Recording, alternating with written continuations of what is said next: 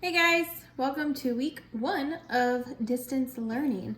So before I get started on the actual notes, I wanted to do a quick review of what we did before we left. So before we left, we were working on something called normal distribution. So the normal distribution has a bell-like curve that looks like this. And before we left, we did a normal distribution about the height of males compared to the height of females. So always in the middle goes your mean.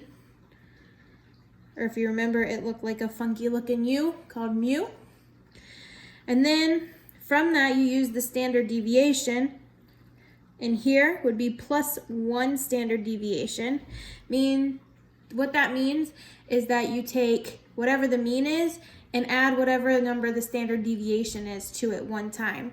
So if the mean is 10 and the standard deviation is 4, you would do 10 plus 4, which is 14, which would go right here. After +1 standard deviation would be +2 standard deviations, and then the final would be +3 standard deviations. Going the other way, since you're going below the mean, below means subtraction. So this would be -1 standard deviation. So again, what that means is if you have the mean is 10 and you're below it, you subtract the standard deviation. I said the standard deviation was 4. So you do 10 minus 4, which in this case would be 6. And then you would subtract the standard deviation again to give you the second standard deviation below the mean. And then one more time to get the third standard deviation below the mean. So the positive just means that it's above. The negative just means that it's below the mean. All right, so that was the quick review. So now going on to the notes. So data distribution. How can data be distributed? So it can look 3 different ways. We're mainly going to focus on this way, which is the normal distribution. So first off, data distribution is the way data values are clustered. So clustered could mean how close together they are, how spread out, if they're further to the left, or if they're further to the right, or if they kind of make the normal distribution curve. So this kind of skewness or cluster is what we call positively skewed. So positively skewed. This one, where they're more to the right, is what we call a negative or negatively skewed. Right, and this last one, the one that we're going to be dealing with, is called the normal distribution.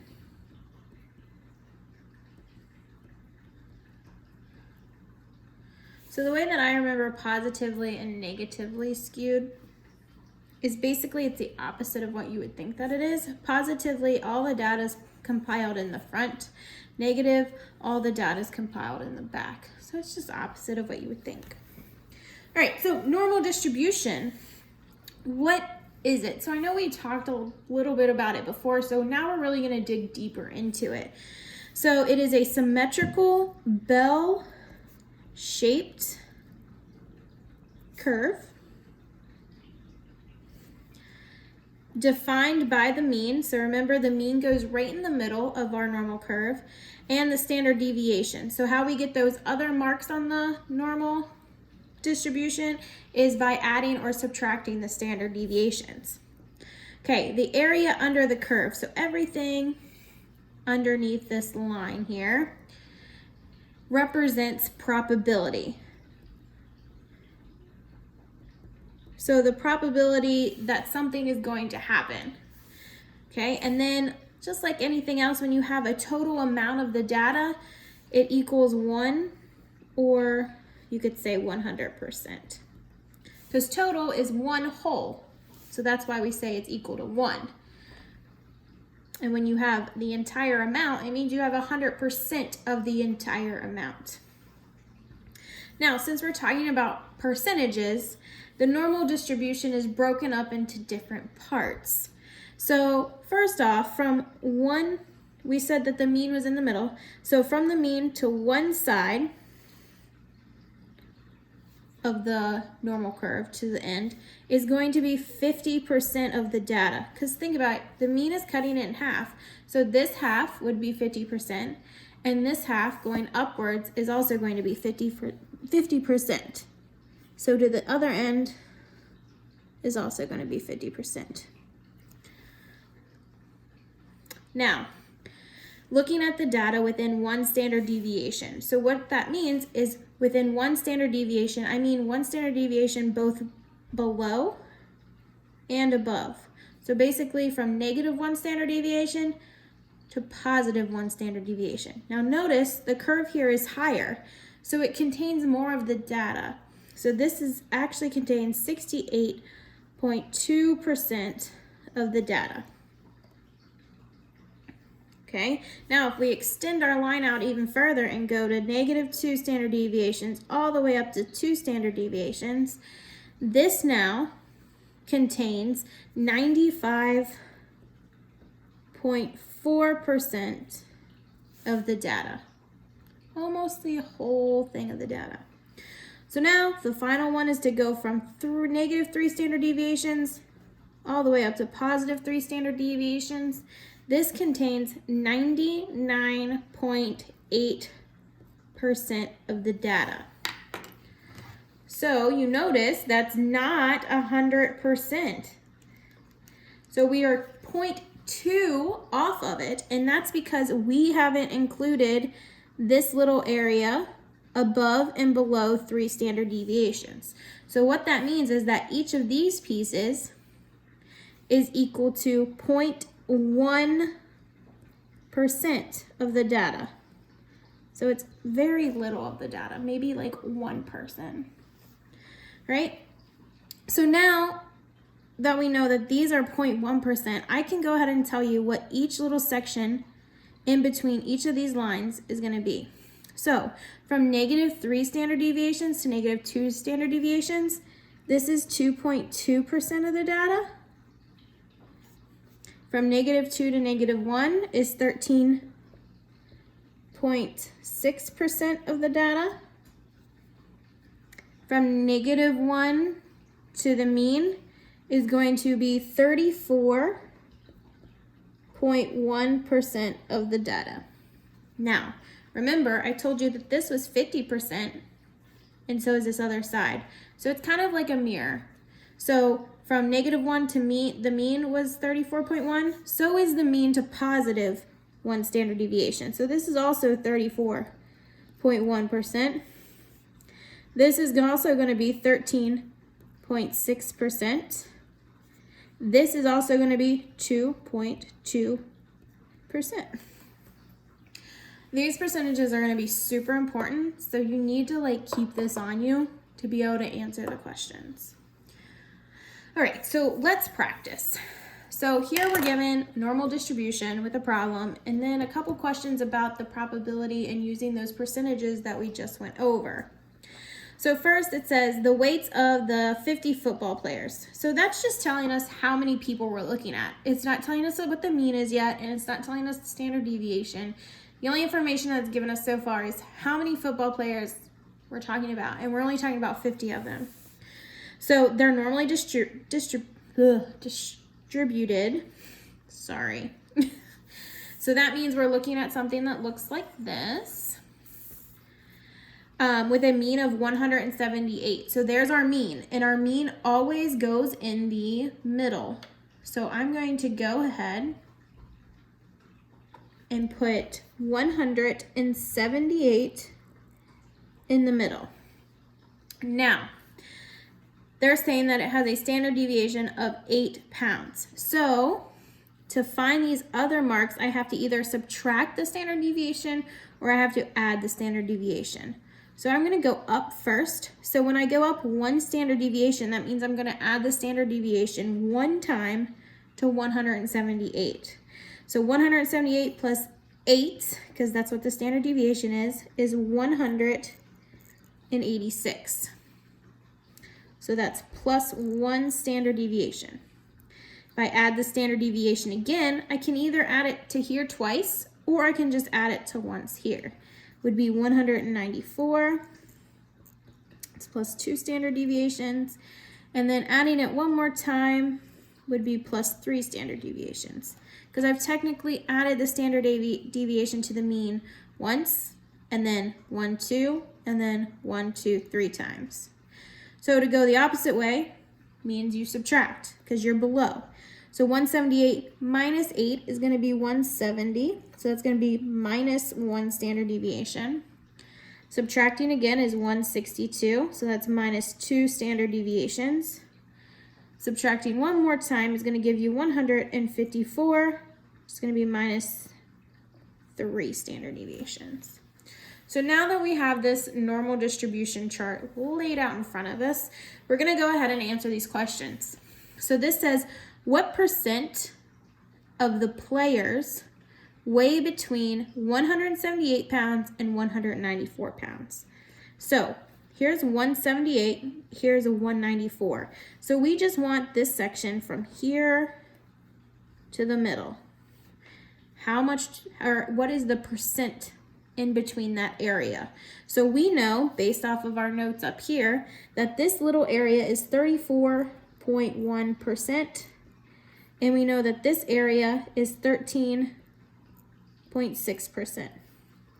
So combining those, we would take 34.1% plus 13.6%, and that's going to give us a total of 47.7% of the players are between the weight of 178 and 194 pounds. Okay, so the next question, what is the probability that a player weighs at most 170? So this is where you have to use your thinking skills. What does at most mean? So at most means you can't go over 170. You either weigh 170 or less. So we're looking at everything from 170, which is right here, or less. So using our percentages, we know that this is 13.6. This is 2.2, and this is a 0.1. So adding those together, 13.6 plus 2.2 plus 0.1, we should get about 15.9% of players weigh at most 170 pounds.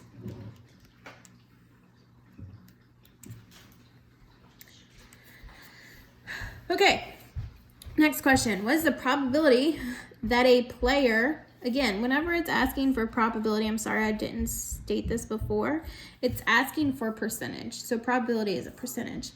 So what is the probability that a player weighs less than 162 pounds or greater than 194 pounds?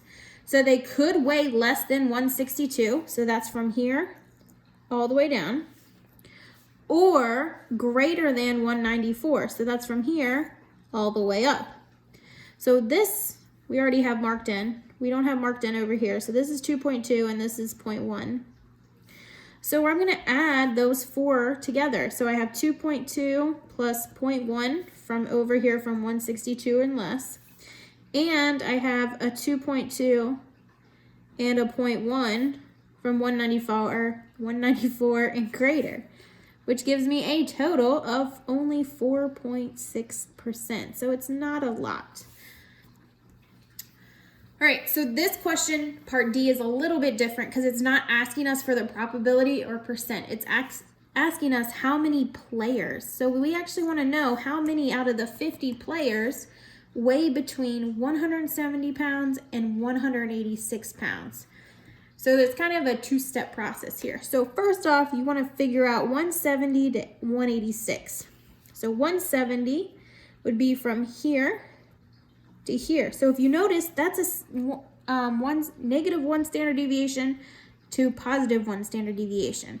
So without even adding anything together, you should be able to look up here and be like, oh yeah, that was 68.2% of the data. If you can't remember that, it's okay. You can still add up 34.1 plus 34.1. You're still going to get 68.2%. Now, that is not your answer. We want how many players. That's a percentage. That doesn't tell us a total. So what you have to do is find 68.2 of 50. So all you have to do is take 68.2 and multiply it to 50. I'm sorry, that is not correct. Well, you can do it that way. Yeah, you can do it that way.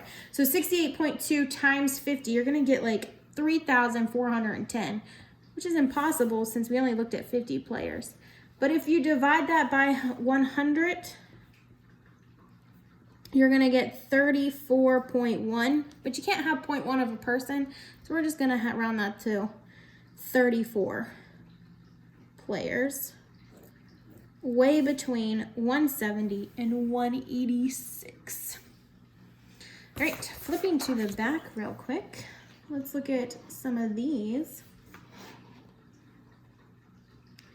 All right, a set of 120 test scores are normally distributed. So again, this is just telling me how many tests there were. It's normally distributed with a mean of 82. So there's our mean, 82. That goes in the middle. And a standard deviation of 5. So that means I'm either going to be adding 5 or subtracting 5. So going up, I'm going to be adding it. So here's 87, 92, 97. And then going down, I'm subtracting 5. So it's going to be 77, 72, and 67. Okay, so going to the questions. What percent, so we want a percentage as an answer, of the scores are between 72 and 87. So here's 72 all the way up to 87. So that's going to be 13.6 plus 34.1 plus 34.1 plus 13.6. Actually, no, not plus 13.6 because I only want 72 to 87. So adding up these three only, 13.6 plus 34.1 plus 34.1, I should get 81.8%. So 13.6 plus 34.1 plus 1, yep, 81.8%. All right, what is the probability? So again, it's asking for probability, so it's asking for percentage again, that a score is greater than 77. So that's going to be everything from here, 77, all the way to the end. So it wants everything that's greater than 77. So I'm going to add up all of these little sections here. So that's 34.1 plus 34.1 plus 13.6 plus 2.2 plus 0.1. When I add up all those sections, I'm going to get 84.3%. All right, what is the probability? Asking for probability again, so it's going to be a percentage, that a score is less than 82 or greater than 92. So I want less than 82. So here's 82. So that's everything from the mean down. So wait a minute, the mean's the middle, right? So that's going to be 50%. Because the mean all the way down is 50% of the data. Remember, the mean cuts it in half. Okay, so that one was easy. So, or greater than 92. So here's 92, greater than. So I'm just going to add up 2.2 and 0.1. So that's going to be 2.3, and that gives me a total of 52.3%. So about how many students, so this is different than these three, it's not asking for a percentage, scored outside 2 standard deviations. So outside 2 standard deviations of the mean. So remember, 2 standard deviations, so this is plus 1 standard deviation, plus 2 standard deviation, plus 3 standard deviation. And down this way is going to be minus 1 standard deviation, minus 2 standard deviations, minus 3 standard deviation.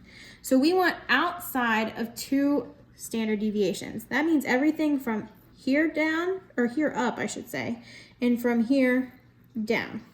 So it's going to include this section and this section. So we're going to add 0.1 plus 2.2 from this section and 2.2 plus 0.1 from this section. And that is going to give us 4.6%. Now, that is not our answer. It did not ask for a probability or percentage. It's asking how many students.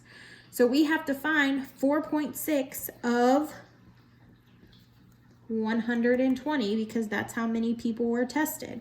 So you're going to do 4.6 times 120. And that's going to give you 552. And then you're going to divide that by 100. It's going to give you 5.52. But we can't have 5.2 of a student. So we're going to just say about 5 students. Okay, that means only 5 students either scored 92 and above or a 72 and below. So they either did really, really well compared to their classmates or they did really, really bad compared to their classmates. And there was only 5 students that did that. Okay, looking at number 3.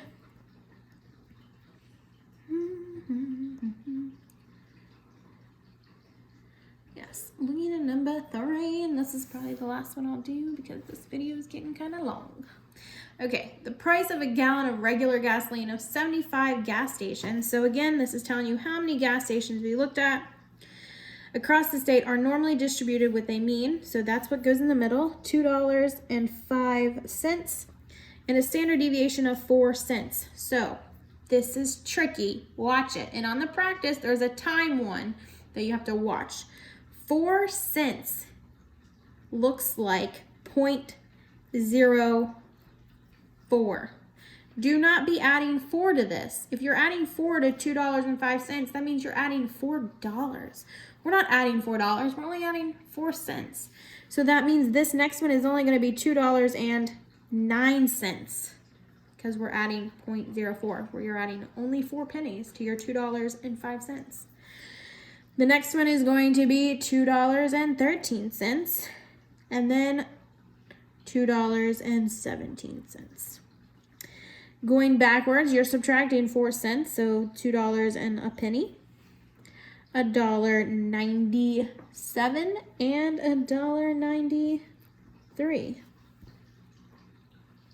Okay, again, this was plus 1 standard deviation, plus 2 standard deviations, plus 3 standard deviations, and going the other way, subtracting 1 standard deviation, subtracting 2 standard deviations, and subtracting 3 standard deviations. Okay, going through the questions. What percent, asking us for a percent, of gas stations sell a gallon of regular gas for less than $1.97? So we need to find $1.97, and we want less than that. So that's going to be that 2.2 plus 0.1. So that's only going to be 2.3% gas stations sell less than $1.97. What percent of gas stations sell a gallon of regular gas for at least $2.17? So at least, what does at least mean? At least means the smallest it can be is $2.17. So we're looking at everything above $2.17, which is only 0.1%. So the answer here is going to be 0.1%. All right, what is the probability? Still asking for a percentage that a gas station sells a gallon of regular gas for less than $1.97. You've already figured that out in problem number 1. Or greater than $2.05. Well, look, $2.05 was my mean. So greater than would be 50%. You've already figured out less than $1.97 up here in problem number 1A. So it's going to be 2.3 plus that 50%. That's going to give you a grand total of 52.3% of gas stations sell their gas for either more than $2.05 or less than $1.97. Last one, about how many stations. So again, not asking for a percentage, asking how many there are. Sell a gallon of regular gas for no more than, I don't want to pay any more than $2 and a penny. That means I don't want to pay more than this. I want to stay below that. So we've got to figure out what the percentage is here. So this is 13.6 here. So adding up 13.6 plus 2.2 plus 0.1, I'm going to get 15.9%. But remember, our answer isn't asking for a percentage. It's asking for how many stations. So I'm going to take that and multiply it to 75 because that's how many gas stations there were. So 15.9 times 75 is 1,192.5. Dividing that by 100, I'm going to get 11.9.